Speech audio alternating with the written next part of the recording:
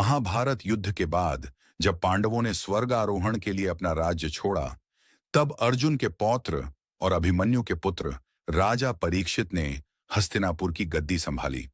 उनके शासनकाल में धर्म और न्याय का साम्राज्य था, लेकिन समय का चक्र बदल रहा था। यह वह समय था जब द्वापर युग समाप्त हो रहा था और कलयुग का आरंभ होने वाला था। राजा परीक्षित अपने दादा युधिष्ठिर के समान धर्म का पालन करने वाले राजा थे। उनकी प्रजा खुशहाल थी, लेकिन हर युग के अंत में अधर्म अपने पांव पसारने लगता है।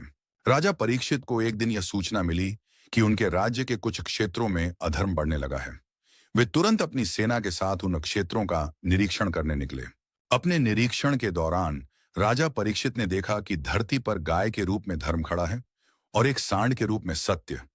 एक काला भयानक पुरुष उन्हें परेशान कर रहा था। वह पुरुष कोई और नहीं बल्कि कलयुग था।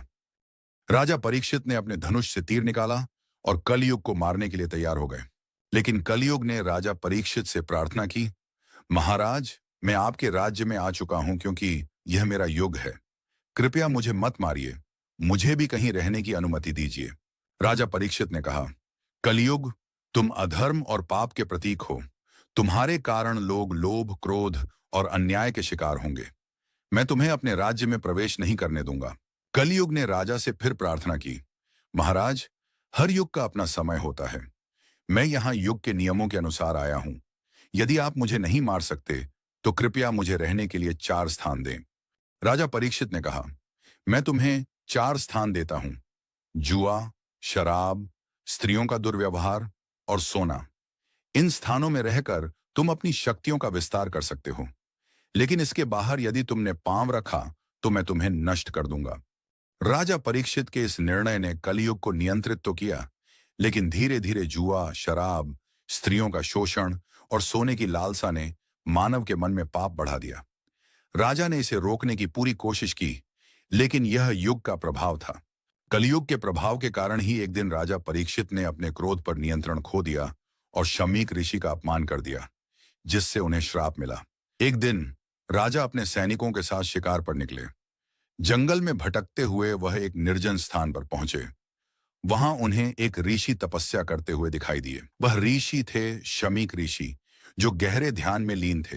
राजा परीक्षित प्यास से व्याकुल थे।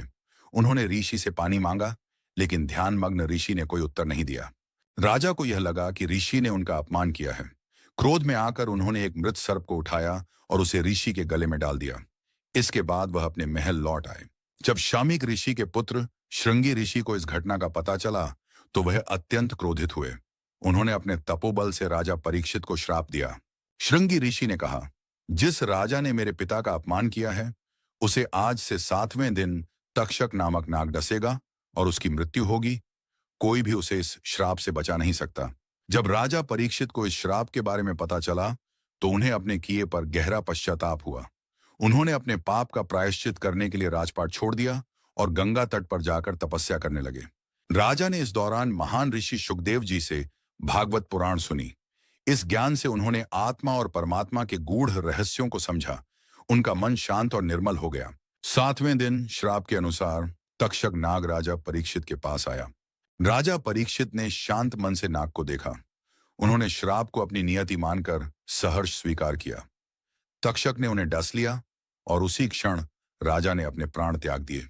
राजा परीक्षित की यह कहानी हमें सिखाती है कि क्रोध और अहंकार विनाश का कारण बनते हैं, लेकिन आत्मज्ञान और भक्ति से मनुष्य अपने दोषों को सुधार सकता है। राजा परीक्षित ने अपनी मृत्यु को सहर्ष स्वीकार किया और मोक्ष प्राप्त किया। तो मित्रों, यह थी राजा परीक्षित की कहानी। क्या आप मानते हैं कि उन्होंने अपने पापों का प्रायश्चित कर लिया था? अपने विचार हमें कमेंट में बताएं और ऐसी ही रोचक कहानियों के लिए जुड़े रहें हमारे साथ। वीडियो को लाइक करें, शेयर करें और हमारे चैनल चमत्कारी किस्से को सब्सक्राइब करें। अगले वीडियो में फिर मिलेंगे एक और प्रेरणादायक कहानी के साथ। धन्यवाद।